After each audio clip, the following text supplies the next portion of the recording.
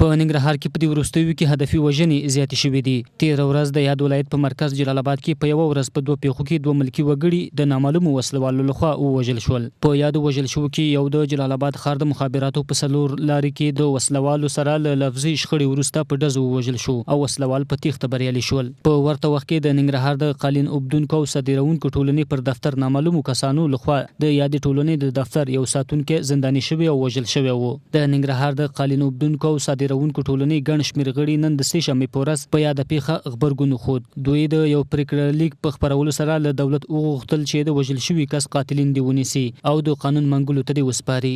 ټول غالۍ تولیدونکي کسبه کاران د ننګرهار ولایت مقام او بالخصوص امنیتي مسؤلینو څخه په کلکه دا غواړو چې موږ د دغه مرحوم قاتل دې زر تر زره رسوا او د قانون منګولو ته وسپارل شي. د دفتر دپاره باید لازم امنیتي تدابیر ونیول شي. محمد جان چې له عمره سپینګیری و د قالین اوبدونکو او صادروونکو دفتر څوکیدار و.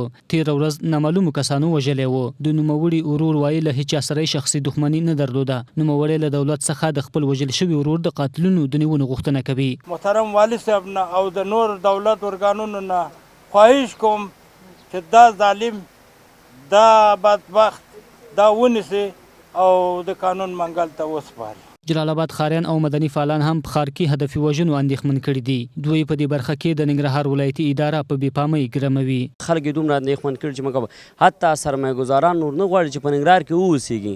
خلک وایي تر څو چې د خپل سرو وسلوالو مخه ونیول شي او امنیتي ځواکونه په دې برخه کې کوټلي ګامونه وانخلي ښایي د ښار اوسنی حالت له دې هم بدتر شي.